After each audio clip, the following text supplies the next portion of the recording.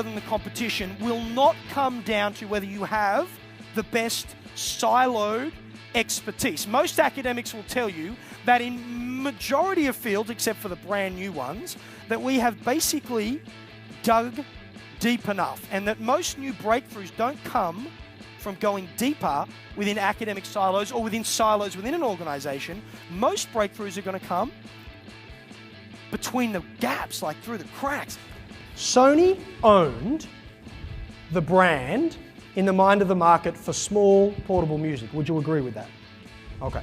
2, they owned the technology that was small sound, small everything, right? They owned the distribution and retail relationships to do it and do it fast. And the other thing they owned was the music. Like, they own the music as well. So, anyway, I've lost sleep over this question. Just, oh my gosh, content. So there has been a number of business case studies in big business schools written about why Sony didn't invent the iPod, and all of them hypothesized that they didn't want to lose control of their existing business model. Peter Guber, the former chairman of Sony Pictures, at a conference in Canada, by the way, answered publicly the question to why Sony didn't invent the iPod. He said it wasn't because we didn't want to, and it's not because we wouldn't have liked a piece of digital music. He said it's because we had organized ourselves in such a way that nobody talked to each other anymore.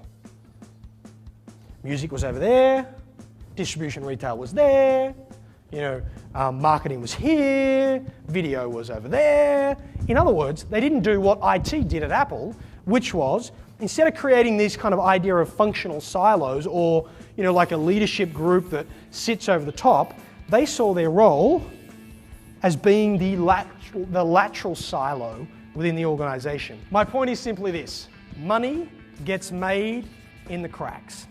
Could you imagine how powerful this group would be if you each knew what you all know? IBM started this thing in 2006 with a thing called the Values Jam.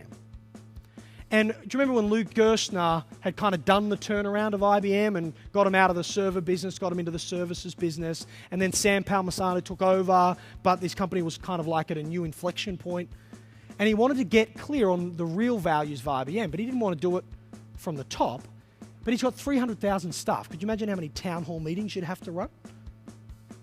So he sets up for 48 hours, tell us everything you think about what it's like to work for IBM.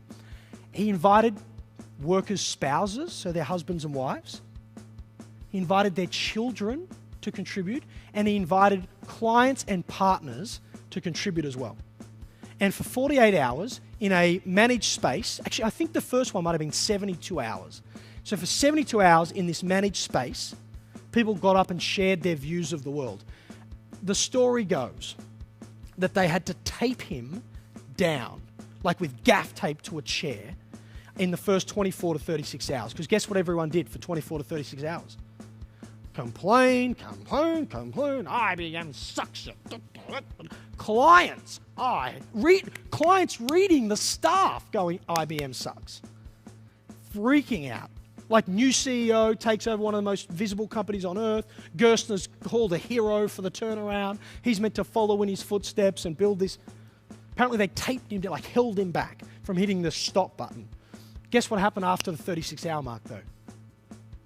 But you know what I really love about this business? We get to grow, we get to learn, He got 67,000 positive contributions that helped define the value set of IBM, the business moving forward, from clients, spouses, staff.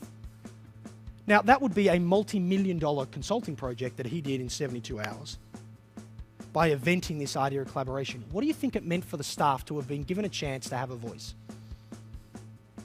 It didn't just work with young people, it worked with everybody.